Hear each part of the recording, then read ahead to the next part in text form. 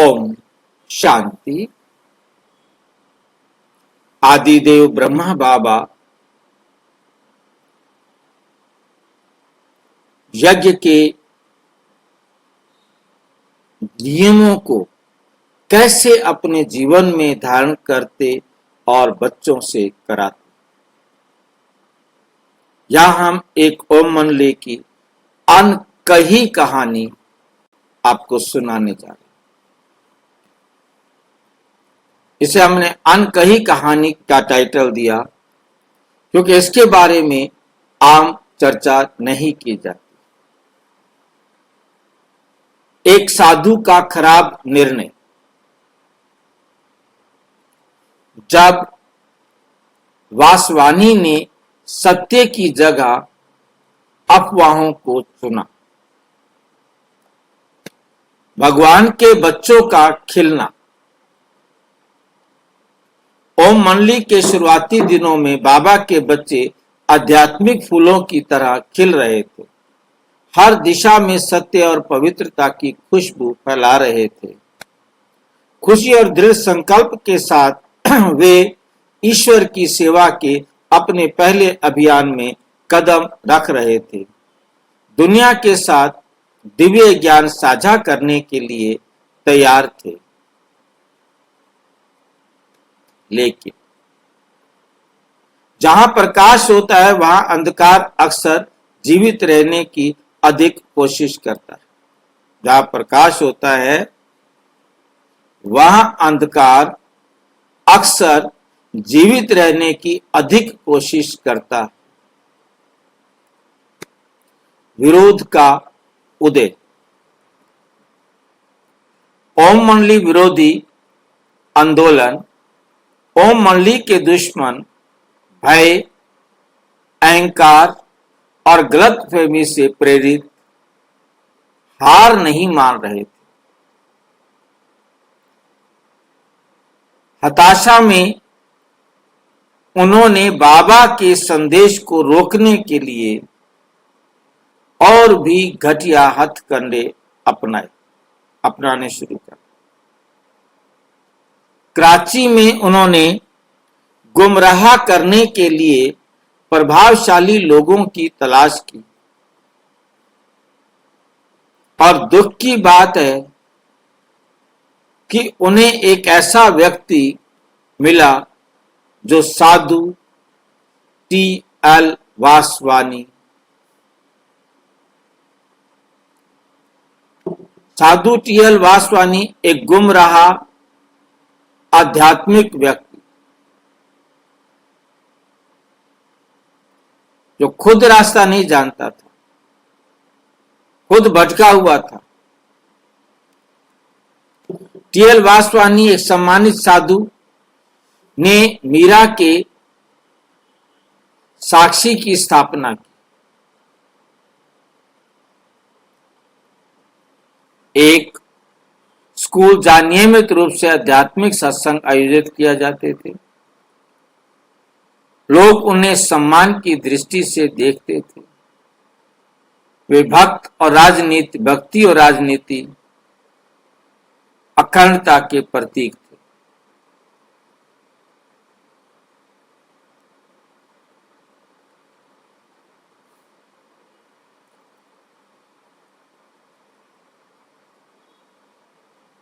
वे भक्ति, नैतिक अखंडता के प्रतीक थे। लेकिन जब विरोधी पार्टी के सदस्य ओम मंडली के बारे में झूठे आरोप लगाते हुए उनके पास आए तो वासवानी ने बिना सवाल किए उनकी बातों को स्वीकार कर लिया। उदाहरण, जैसे किसी फल के स्वाद का अंदाजा उसके आवरण से लगाया जाता है। किसका टेस्ट कैसा होगा।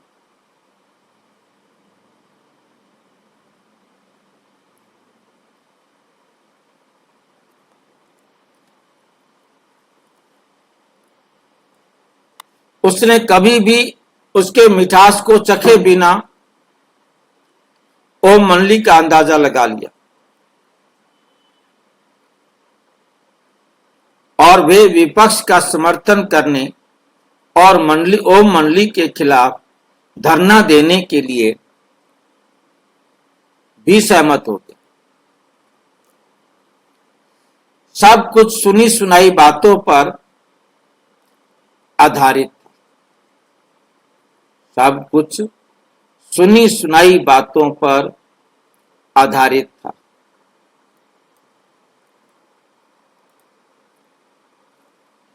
एक दिव्य हस्ताक्षेप।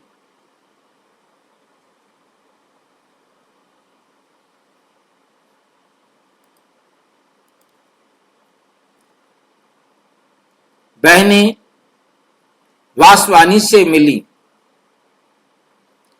एक दिन ब्रह्मा बाबा ने बहन चंद्रमणि और कुछ अन्य लोगों को साधु वासवानी से मिलने के लिए भेजा। गहरे सम्मान के साथ उन्होंने केवल एक विनम्र अनुरोध किया, हमारा विरोध करने से पहले स्वयं आकर सच्चाई देखिए। उसने कहा, उन लोगों से पूछो जिन्होंने सत्संग का अनुभव किया है। पक्षपात से भरे लोगों के शब्दों से हमारा न्याय मत करो, स्वयं ही पता लगाओ कि ओम मंडली वास्तव में क्या है। साधु वासवानी ने सुना और उनके अंदर कुछ बदल गया। वे इन युवतियों की गरिमा, ईमानदारी, आध्यात्मिक शक्ति से प्रभावित हुए। ज्ञान का रहस्य उद्घाटन, निर्णायक मोड़। फिर बहन चंद्रमणि ने आध्यात्मिक ज्ञान का सच्चा सार साझा किया। हिंदू रहस्यों पर स्पष्टता, शास्त्रों से गहरी अंतर्दृष्टि और आध्यात्मिक सत्य की तार्किक व्याख्या सुनाई।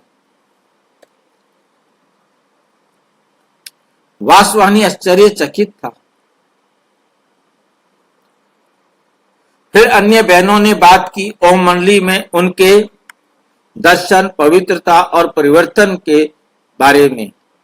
तो उन्होंने बताया कि कैसे ईश्वर का ज्ञान न केवल जीवन बदल रहा है बल्कि दुनिया का भविष्य भी बदल रहा है। वासवानी खुशी से भर गए। वह उछल पड़ा और बोला, ठीक है, मैं अभी तुम्हारे साथ चलता हूं। साहस का एक क्षण, फिर डर।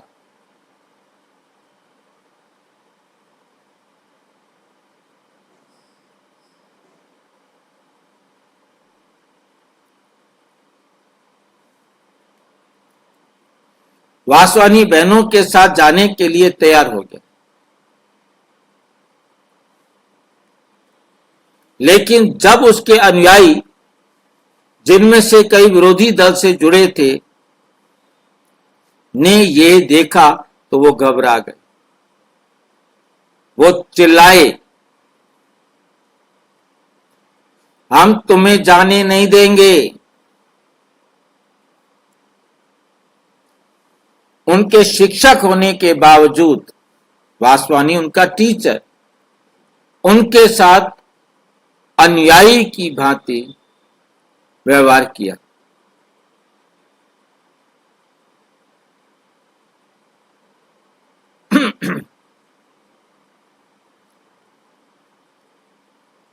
उनके शिक्षक होने के बावजूद उनके साथ एक अनुयायी की तरह व्यवहार किया, जैसे वो टीचर नहीं, वो हमारा स्टूडेंट है।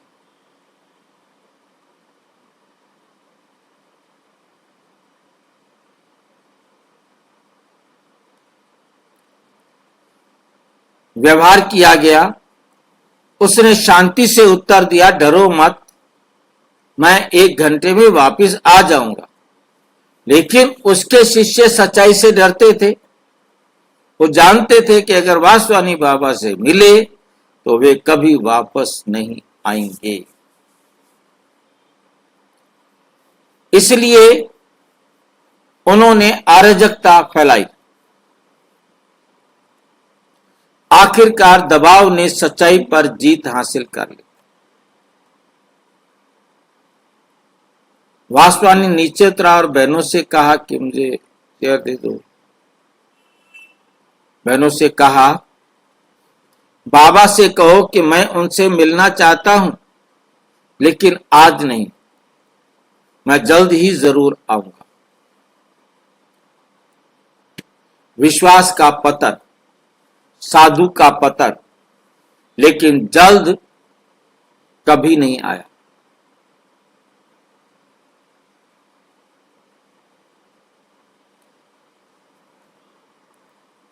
कुछ ही दिनों में विरोधी दल और उसके अपने अनुयायियों ने उसके मन में फिर से संदेह भर दिया।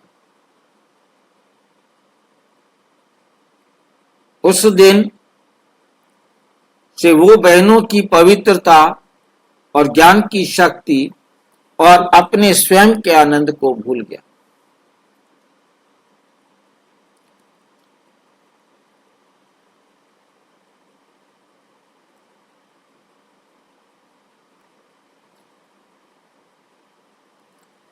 पुरानी अफवाहें उसके लिए नई सच्चाई बन गई।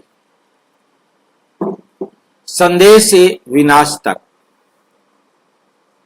एक दुखद अंत। सिर्फ एक सप्ताह बाद वासवानी, जो अब सत्य का साधक नहीं रहा,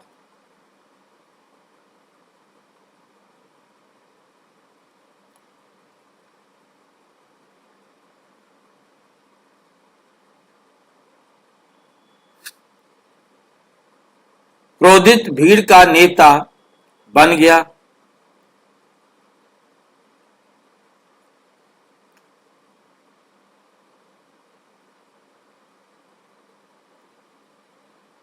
वो एक क्रोधित भीड़ का नेता बन गया। हजारों लोग ओम मंडली के हृदय स्थल पर ओम निवास के बाद एकत्रित हुए। उन्होंने बगीचे को उखाड़ फेंका, खिड़कियों को तोड़ दिया, दीवारों को तोड़ने के लिए बैटरिंग रेम का भी इस्तेमाल किया। एक ही जगह करना है। उन्होंने परिसर पर धावा बोल दिया, लेकिन सत्य के रक्षक होते हैं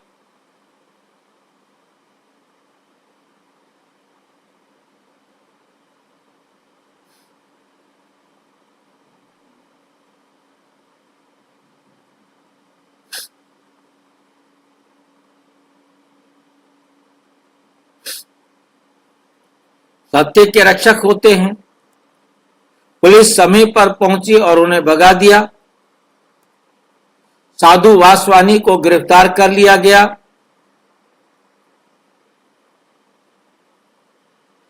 साधु वासवानी को गिरफ्तार कर लिया गया।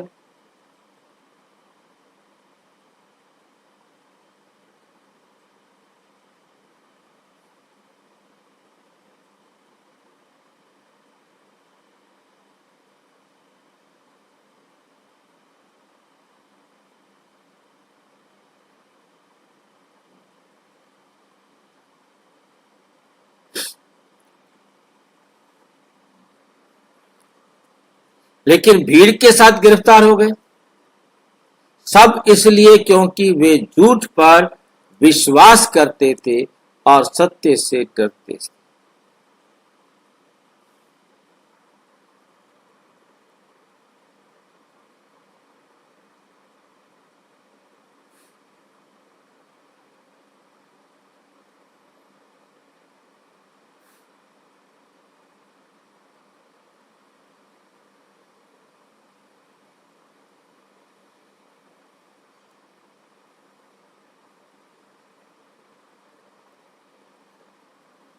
हर साधक के लिए सबक। टी.एल. वासवानी बुरे नहीं थे। वो एक अच्छा इंसान था, लेकिन उसकी निर्णय क्षमता कमजोर थी। उसने अफवाहों पर ध्यान नहीं दिया, अनुभव को नजरअंदाज किया।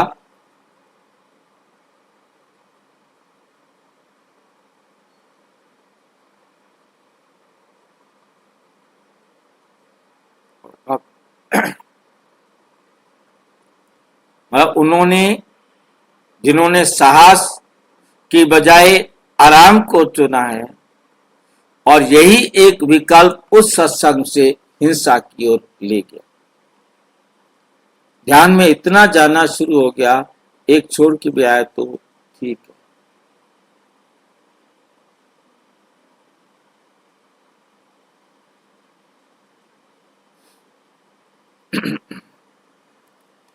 हम क्या सीख सकते हैं? कोई भी गपशप के आधार पर सत्य का न्याय ना करे।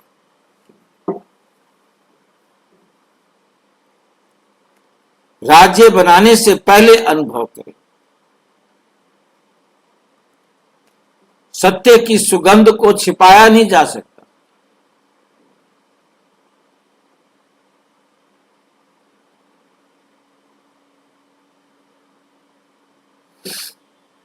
लेकिन इसे खुली आंखों से देखा जाना चाहिए।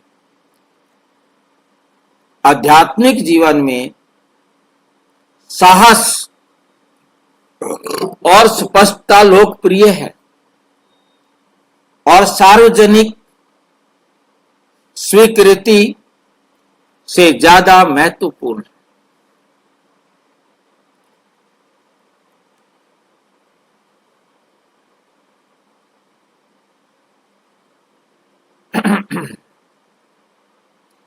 कई संत गिर जाते हैं, इसलिए नहीं कि वो बुरे हैं, बल्कि इसलिए कि वो प्रकाश में अकेले चलने से डरते।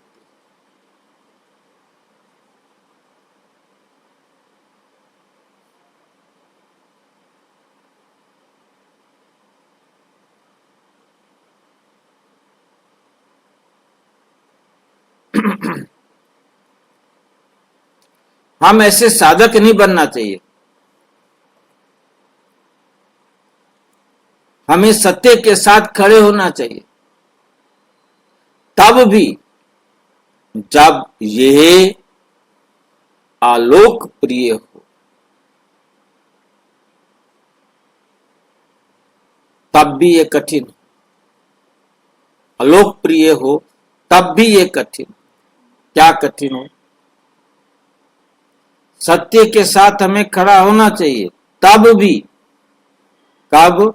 जब ये अलोकप्रिय हो, किसी को भी प्यारा ना लग रहा।